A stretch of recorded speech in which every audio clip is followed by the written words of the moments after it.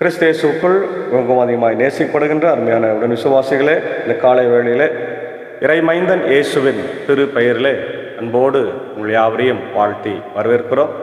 நாளிலும் நாம் இந்த காலை நேர இறை தியானத்தை ஆரம்பிக்கலாம். நமது ஆரம்பம் பிதா, குமாரன், பரிசுத்தாவின் நாமத்தில் உள்ளது. ஆமேன். ஜெபம் செய்வோம். சர்வ வல்லமையும் மிகுந்த இரக்கமும் கிருபை நிறைந்த இளன்பின் பரலோக பிதாவே, இந்த மகிழ்ச்சியும் குளிர்ச்சியும் நிறைந்த காலை வேளைக்காக ஆண்டவரை நன்றி செலுத்துகிறோம். கடந்து போன இரவு முழுவதும் கிருபையா எங்களை காத்து வழிநடத்துவதற்காக ஆண்டவரை நன்றி செலுத்துகிறோம். இந்த நாளின் ஆண்டவர் இறை செய்தி, பாடல் வேலை, ஜெப வேளையை கர்த்தர் எங்களுக்கு ஆசீர்வதித்து தாரும். அடியார்களை ஆசீர்வதித்து பலப்படுத்தும். இயேசுவின் மூலம் ஜெபிக்கிறோம் நல்ல பிதாவே, ஆமேன்.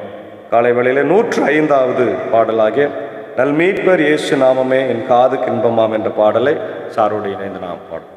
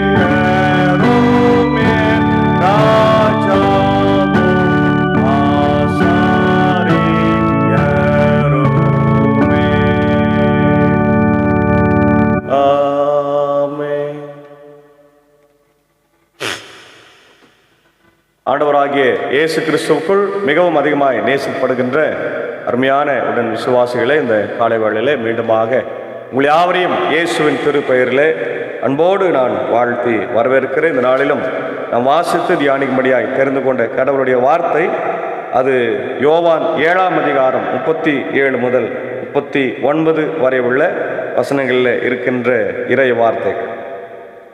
ஆவியாரே வாழ்வு தரும் தண்ணீர், ஆவியானவரே வாழ்வு தரும் தண்ணீர். திருவிழாவின் இறுதியான பெருநாளில் இயேசு எழுந்து நின்று உரத்த குரலில், யாரேனும் தாகமாயிருந்தால் என்னிடம் வரட்டும், என்னிடம் நம்பிக்கை கொள்வோர் பருகட்டும்.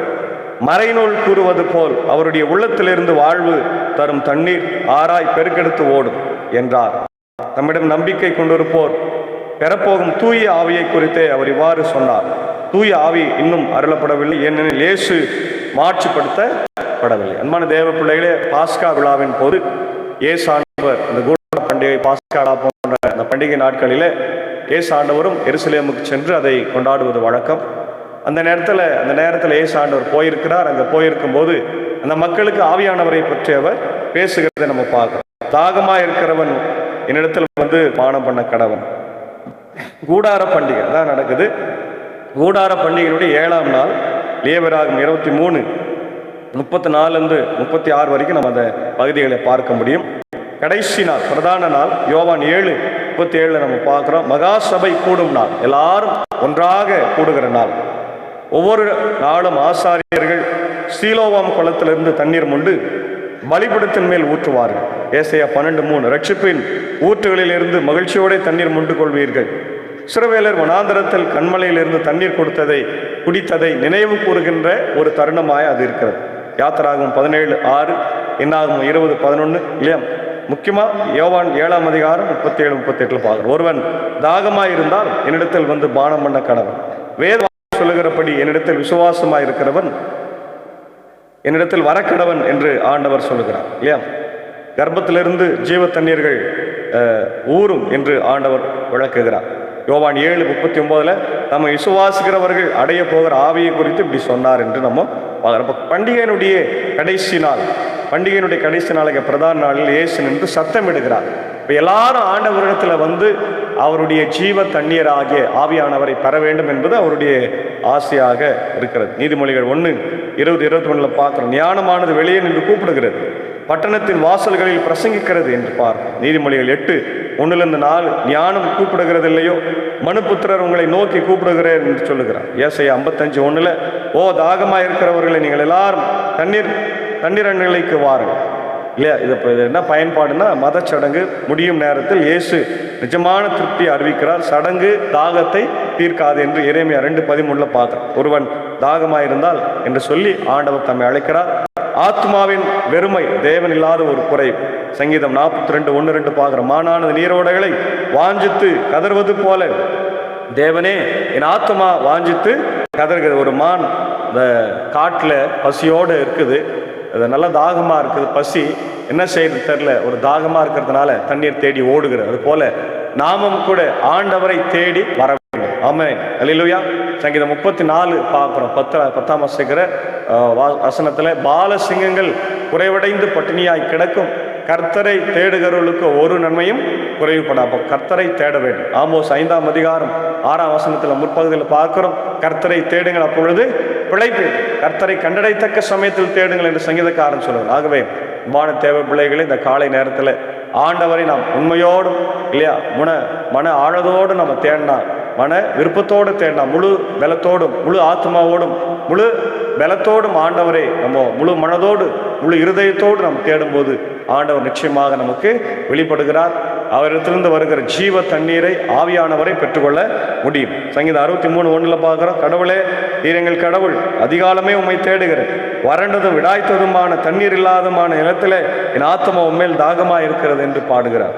ஏசாயா 44:3 தாகமுள்ளவன் மேல் தண்ணீரையும் வறண்ட நிலத்தில் மேல் ஆறுகளையும் ஊற்றுவேன் என்று சொல்லுகிறார். மத்தேயு 5:6 நீதியின் மேல் பசிதாகம் உள்ளவர்கள் பாக்கியவான்கள், அவர்கள் திருப்தி அடைவார்கள். தாகம் உள்ளவனுக்கு மட்டுமே அழைப்பு, திருப்தியா இருக்கிறேன் என்கிறவனுக்கு இல்லை. வெளிப்படுத்தல 3:17 நம்ம பார்க்கிறோம். என்னிடத்தில் வாருங்கள் என்று சொல்ல ஆண்டவர் நம்ம இடத்துல அழைக்கிறார். இப்போ இன்னைக்கு பாட்டு இருக்குது, இயேசு அழைக்கிறார். டிஜிஎஸ் ஐயாவுடைய ஒரு சிறப்பான பாடல், இயேசு அழைக்கிறார் இல்லையா? இயேசு அழைக்கிறார், இயேசு அழைக்கிறார், வாங்க எல்லாரும் வாங்க, அப்படி அன்பை நீங்கள் பகிர்ந்து கொள்ளுங்க, அப்படி அன்பை நீங்கள் ருசித்து கொள்ளுங்க, அப்படி அன்பிலே நிலைத்திருங்க.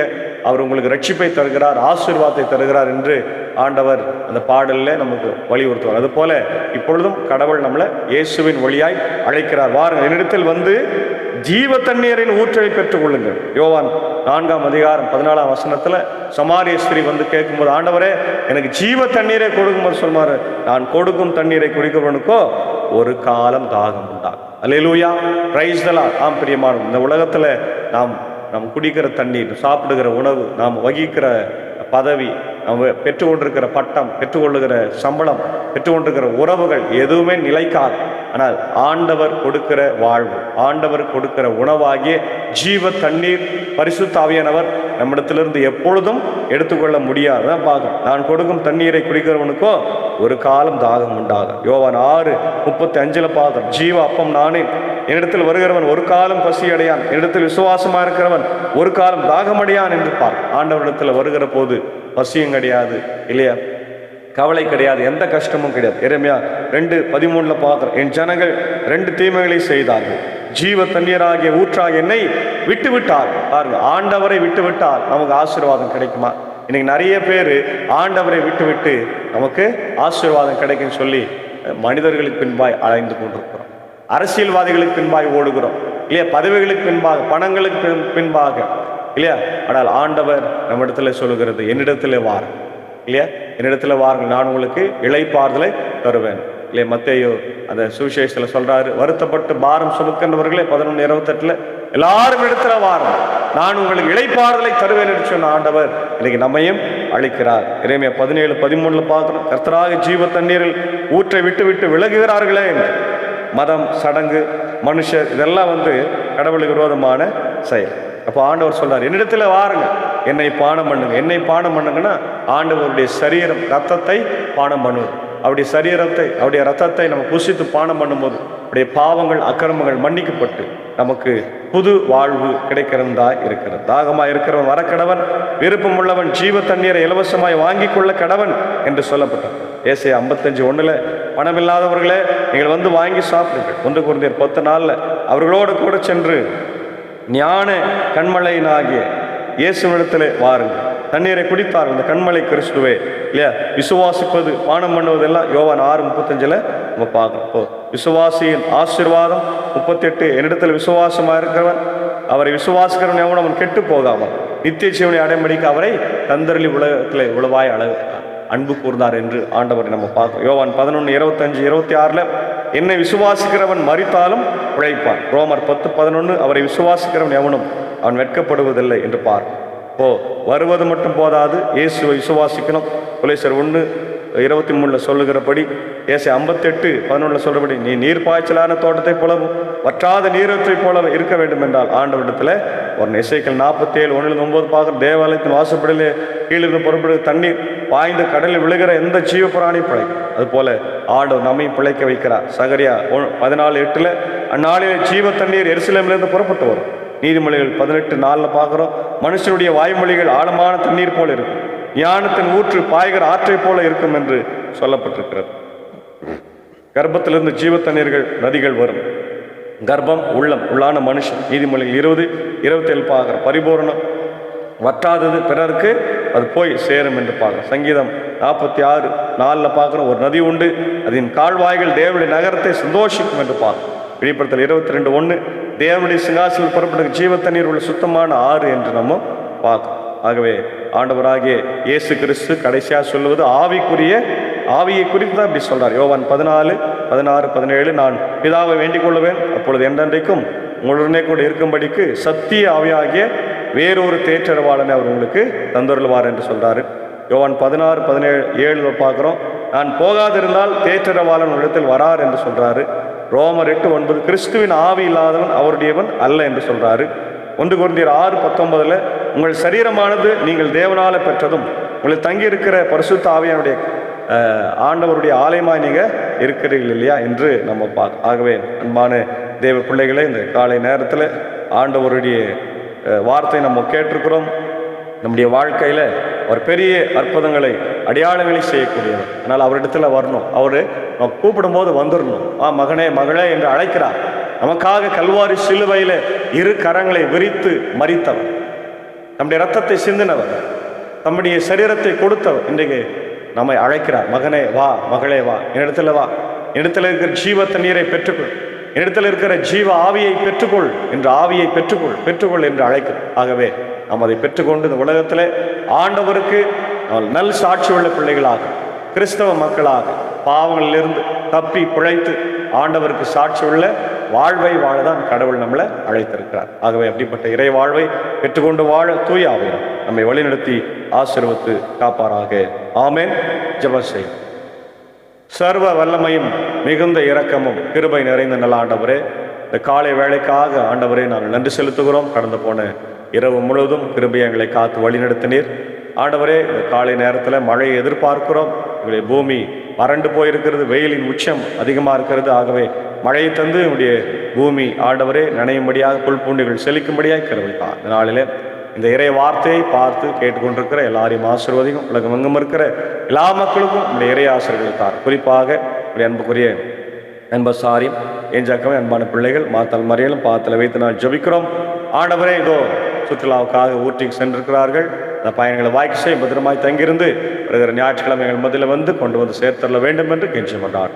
நேரத்தில் எங்களோடு கூட இசை வெளியே பயணத்தில் எந்த நாளிலும் எங்களோடு கூட இருக்கிற ஆண்டவரே அன்புக்குரிய சாகோசாருக்காக என்னுடைய டீச்சருக்காக ஜபிக்கிறோம். இப்படி ஆசீர்வதியும் இப்படி பணிகள் பயணங்களை ஆசீர்வதி இப்பொழுதும் பயணமாய் புறப்பட்டு போக போகிறார். அந்த பயணங்களை வாய்க்கு செய்து வழி அடியனையும் மனைவி பிள்ளைகள் குடும்பத்தின் மக்கள் பாபனப்பள்ளியும் இன்னொரு வடகர மேல் சம்பு திருச்சபைகள் நடைபெற்று வருகிற VBS ஊழியங்கள் எல்லாவற்றையும் ஆசீர்வம். அப்படி ILCக்காக 3 சபை சங்களுக்காக போதர்களுக்காக ஊழியர்களுக்காக சபைகளுக்காக ஜபிக்கிறோம். குறிப்பாக இன்று 9 ஆயர்கள் ஆண்டவர் திருமுழுக்கு ஆண்டவர் அபிஷேகம் குரு அபிஷேகம் பெற இருக்கிறார்கள். இந்த குரு அபிஷேகம் அவர்கள் வாழ்க்கையில் முக்கியமான ஒரு தருணம். ஒவ்வொரு ஆயருடைய வாழ்க்கையில் குரு அபிஷேகம் என்பது ஒரு முக்கியமான தருணம். அடுத்த கட்ட வாழ்வை அவர்கள் பெற்றுக்கொள்ளப் போகிறார்கள். திருச்சபைகளுக்கு ஆண்டவர் சென்று ஆண்டவர் சாக்கிரமந்தங்களை பரிமாறப் போகிறார்கள். ஆகவே அந்த நிகழ்வை ஆசீர்வதிங்க. இன்றைக்கு 3 மணி அளவில் இப்படி ஆம்பூர் இம்மானுவேல் திருச்சபையில் இப்படி ஆம்பூர் சபை சங்கத்தின் தலைவருடைய தலைமையில் நடைபெறுகிற போது நம்முடைய கிருபை அவரோடு கூட தங்கியிருக்க வேண்டும் என்று நான் ஜபிக்கும். மற்றும் ஆண்டவர் இன்னைக்கு பலவீனமாக இருக்கிற மக்களுக்காக ஜபிக்கிறோம். எப்படி ஆண்டவர் regular viewer Edwin Rajan Babu ஐயாவுக்காக ஜபிக்கிறோம். ஆண்டவர் ஆப்ரேஷன் செய்யப்பட்டு இதோ சிகிச்சையில் இருக்கிறார் என்று அறிகிறோம். நீ குணமாக்கும் கர்த்தர் நானே, நீ பலவீனத்தில் என் பலன் பரிபூர்ணமாக விளங்கும் என்று சொன்ன ஆண்டவர் ஐயாவுடைய பலவீனங்களை மாற்றும். நல்ல சுகத்தார் இருதயத்தில் இருக்கிற அடைப்புகள் எல்லாவற்றையும் நீக்கி நல்ல சுகத்தை தந்து வழிநடத்த வேண்டும் என்று கெஞ்சி கொண்டாடும். அன்பன் குடும்பத்தின் மக்களை பார்த்துக்கொள்ளும். இப்படி DSP சாருக்காக எல்மாங் DSP சாருக்காக நிக்சனருக்காக இப்படி கனடி டாக்டருடைய அன்பு அவர் தாமஸ் ஐயாவுக்காக ஜபிக்கிறோம். யாரெல்லாம் பலவீனமாக இருக்கிறாங்களோ எல்லாரையும் கண்ணோக்கி பாரும். குறிப்பாக படுக்கையில் இருக்கிறவங்க சிகிச்சையில் இருக்கிறவங்களை எல்லாரும் கண்ணோக்கி பாருங்க. இந்த நாளில் ஆண்டவரை கூட பிறந்த நாட்களை திருமண நாட்களை கொண்டாடுகிற மக்களுக்காக ஜபிக்கிறோம். எல்லாரையும் ஆசீர்வாதிங்க, வழிநடத்துங்க. அப்படி எல்லா தேவைகளை பாரத்திலிருந்து சந்தித்து வழிநடத்த வேண்டும் என்று கெஞ்சி கொண்டார். ஆண்டவரை தொடர்ந்து என்னுடைய ஆண்டவர் இந்திய தேசத்திற்காக ஜனாதிபதி பிரதமருக்காக என்னுடைய முதலமைச்சர் கவர்னருக்காக ஆண்டவர் நல்லாட்சி ஆண்டவர் எப்பொழுதும் வளர கர்த்தர் கிருபை தார்.